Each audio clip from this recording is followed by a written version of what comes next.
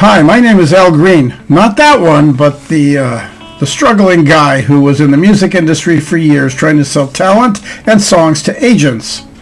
The agents befriended me and taught me techniques that I want to pass on to you through my program, which is called You Can Talk, You Can Sell. Anyone who has ever taken this program has excelled in selling and either risen to the top of their company, their team, or the top of their field. It's called You Can Talk, You Can Sell, and you can get it right here.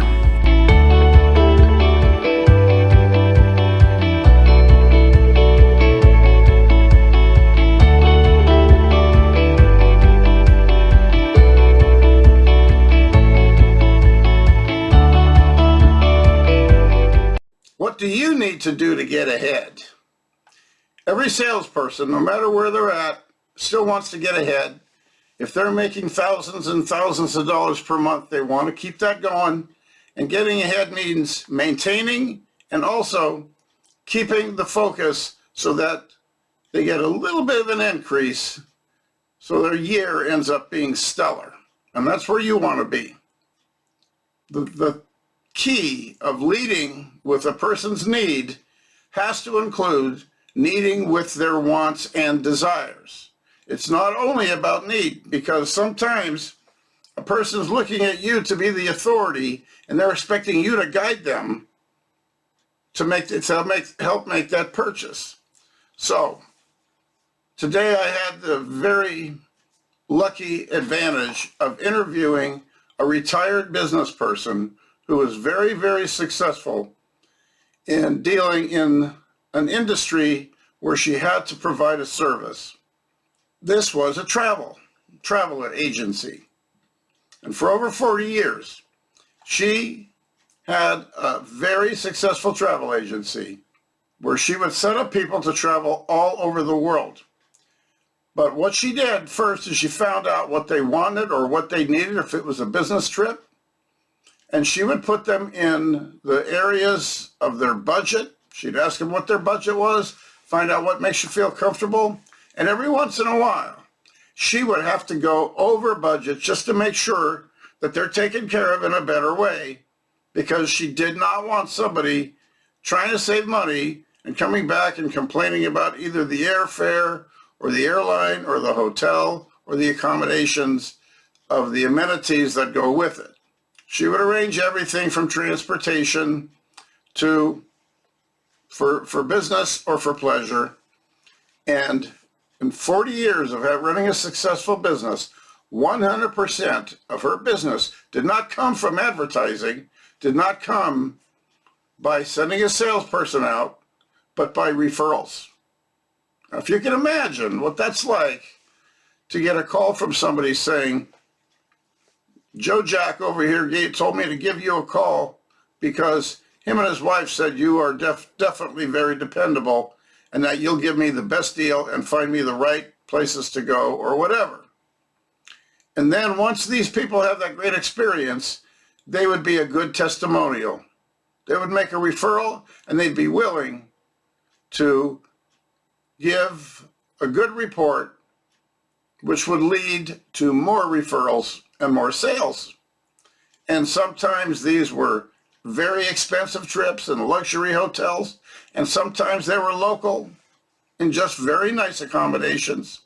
But she did what was right for the customer. She first discovered what their budget was and what their wants were, and said, let's keep it together and plan it out carefully so that at the end, you experience what you planned. And then the customer service would come in, where if they had any problems or questions, she would be there. And people would take travels to Europe and still call her on the phone to ask questions, and she was there for them. It turned out to be a very interesting thing. She retired from a very, very successful business. If you can imagine, no advertising, just strictly word of mouth, strictly referrals. When you have that kind of a business, you're talking about using some of the techniques that we talk about to keep people coming back and to keep your service business going, to keep your products going, because there's lots of industries where you don't sell them one time, you go back and you sell them more and more goods, services, technology, products, machines, whatever it might be. Could be automobiles, could be a lot of different things. But what you do is you first understand that your prospect is dealing on a feeling level. When you first meet them and you make them feel comfortable, don't try to impress them with your sales skills, because that never works. You end up being too aggressive. So the best thing to do is feel where they are at. If you're talking to a purchasing agent, it's no different than if you're talking to an individual in a private sale. You're selling insurance, you're selling house services, you're selling real estate. You find out where are people going to be the most comfortable. And then you talk to them about them and their needs, and you get a feel for what they are all about. And you do the listening. Pay attention to what they're telling you. If you run into an objection, and we all run into objections, a lot of times it happens during the questioning process. They might give you any kind of an objection. If it's an objection of price, then there's a very simple way. There's thousands of ways to answer objections. Just don't make it your focus that you're going to go there just to answer objections and that's going to close the sale, because it isn't. What you're going to find is when you learn about their objections, it's a very simple matter of saying, let's say, for example, that we could overcome that problem that you have, and that problem that's holding you back just didn't exist. I could make it so it's not really a problem. If it's price, let's talk about that. Once you uncover that and you let them explore what their reasonings are, then you lead them in to make sure you cover all bases by saying, any other things you can think of? Is there any other reasons that might hold you back from taking this product today? There's a little closing technique, because you're leading them with their need and their comfort level. What else, Mr. Jones, could you come up with that you think might hold you back from taking care of this today? Now, that's not an aggressive question, but there are a lot of people that are certainly afraid to ask that question. They feel like they might be killing the sale. It doesn't always have to work that way.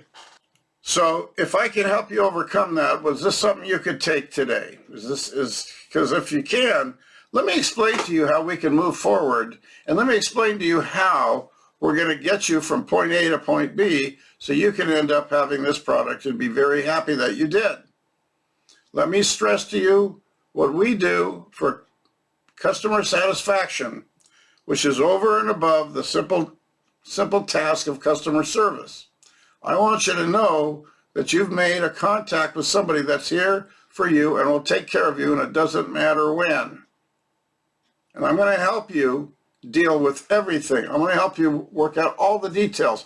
If it's a matter of delivery, it's a matter of contracts, it's a matter of support because you got to call somebody and have questions. Sure, I have an 800 number for you to call. But if you call me first, I can tell you some of the things that you can do with my company that will get you further than if you just call the support line that my company has provided.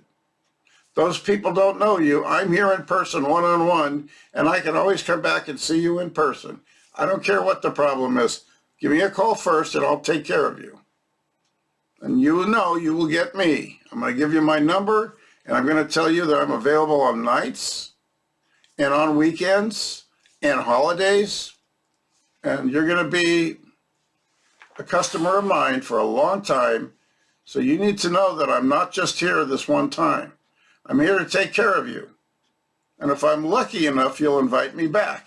And if you need anything else or you have questions, then you will call me. I'm hoping that you will be so satisfied with the service that my company provides, with me included, that you'll give me a referral of somebody that you know. These are just a couple of the ideas, but the point being is that go first for their needs, their wants and desires, and what makes them feel comfortable. If you're selling cars, what would make you feel comfortable? I'll tell you what'll make me feel comfortable, no payments. Okay, well, what makes me feel comfortable is hearing questions that people ask about pricing. And then I can deal with that a lot of different ways. Can't give you the car for free. However,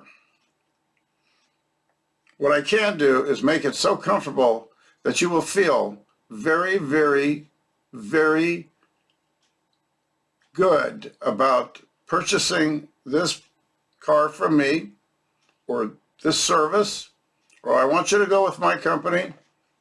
I knew a guy that was a roofer, and he had to do a big sales job to get people to buy roofing services, because in many of the states in the United States, a roofer is a very, very competitive person.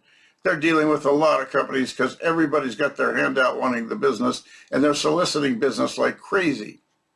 So what could he do that was different? He came up with a lot of different things. You can research this anytime, any business. It doesn't matter what you're selling. You could be selling a $100,000 piece of heavy equipment, and they're going to want to know about maintenance. They're going to want to know about a lot of things. You can lead them with insurance. You could talk to them about operations, training, and anything that might come up that'll give you the advantage that you can offer them. Once selling, for example, machines. You might have a competitor that'll come in with the exact same machine, but he's going to offer that for a few $100s less. Okay? And maybe your company won't give you that kind of a discount, but they can add to the order some of the things like supplies or maintenance that has a value. And when you realize that you're in a competitive market and you can offer anything that's different, you're going to make them feel more comfortable about dealing with you. And when they're comfortable about dealing with you, remember, you're the ambassador of your company. That means they're comfortable dealing with your company. That's going to help you get ahead right away. Just remember, make your customer feel comfortable and uncover not only their needs, but their desires and what they want as well. In that, you'll find things like budgets, and you'll find things like operations and contracts or whatever. And you can give them the details once they're starting to be serious. Sell the concept first, because they're operating on a feeling level, and all of us buy by our emotions. I don't care what everybody says. Something just feels right.